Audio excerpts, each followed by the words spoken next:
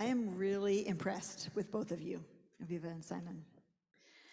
Aviva, your idea that often when we feel we don't have enough, it's not actually about absolute conditions, but relative conditions, is deeply wise. What you're saying is that when we crave more wealth or clothes or a bigger house or a nicer car, it's often not about whether what we have is actually good enough or enough. It's about our comparison to others and what they have. And if we never feel that what we have is enough, we will never be satisfied and we will never be happy. When it came to the cravings of the Israelites, we know, as you told us, that their absolute food conditions were enough. They were adequate. The text tells us that the manna they ate every day was delicious and plentiful. What they claimed was that the manna didn't compare well to the food they used to have back in Egypt. This is a different kind of relative condition, which is comparing the present to the past. What you're arguing is that their problem isn't really their nostalgia for their years of slavery, it's their equality with one another. And no one has anything better than anyone else, and that makes them dissatisfied, as the Sneetches attest.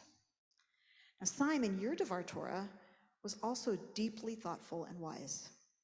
The idea that God was being sexist when punishing Miriam in order to match the sexism of the people, and that though God is perfect, God is also always improving, is brilliant. The idea that you can be perfect and still improving is in and of itself a really important takeaway for all of us and God. I very much agree that we see God improve over the course of Torah. We see God learn. And I believe that God continues to grow and improve with each interaction and each generation. In fact, I believe that this is the nature of the relationship between humanity and God. To be each other's ezer kinegdo, helper in opposition. This is the description of Eve when she's created to accompany Adam. That in dialogue and dialectic, we help each other grow. I'd like to note that right in the midst of the passage about God's punishment of Miriam, the text tells us that Moses was the humblest person alive.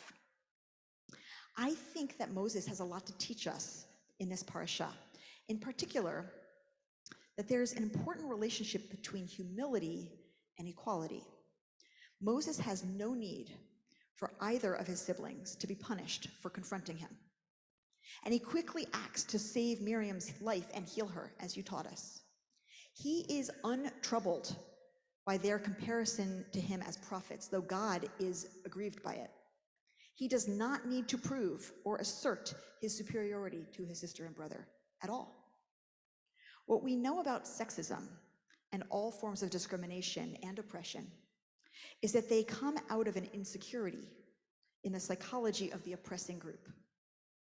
Just like bullies in the school playground, those who oppress others are lacking in a sense of security about their own worth or value or status.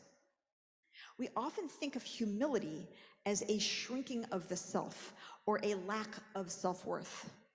But in fact, humility is the opposite of that. Humility is a certainty about one's own value, such that nothing needs to be asserted or demonstrated. A truly humble person does not need to be better than anyone else, because a truly humble person has an unshakable sense of their own value. A truly humble person is utterly unthreatened when others flourish and succeed, because a truly humble person knows that they will be better off if everyone else thrives as well. Humility comes from the awareness that our best qualities are not actually ours, but they're gifts to us. And our worst qualities are not actually ours, but they're also conditions we were born with, and that we can always improve on our worst qualities. If it's true, Aviva, that a common feature in human psychology is our desire to be better than others or to have more than our neighbors, this is a lesson about how to change it. And there's a second very important lesson nested right within the episode of the craving for better food. After the people cry out for meat, as you told us, Moses tells God that he's tired of carrying the burden of this whining population all by himself. And God tells Moses to select 70 elders who will share the responsibility. And Moses does so. And they all gather at the tent of meeting.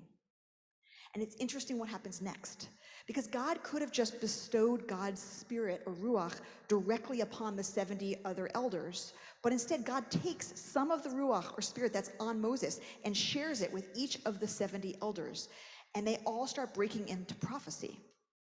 And you'd think that Moses would mind this, not only because he lost some part of his special status and now 70 other people are prophets like him, more equal to him in his abilities to talk to God, but also because ostensibly the amount of God's ruach on him has now been reduced 70 times.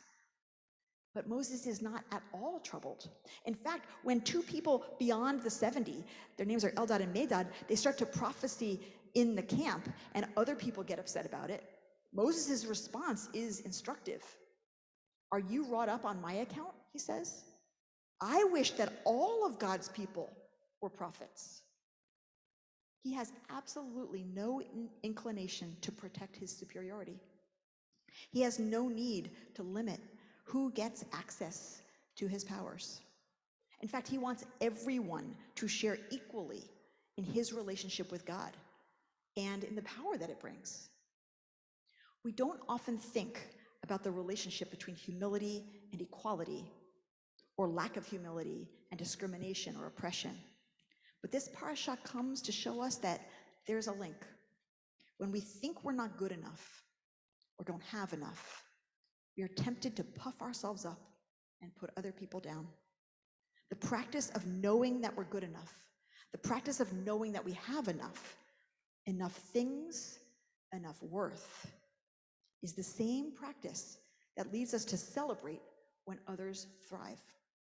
It's the same practice that will enable us to rid the world of discrimination and oppression.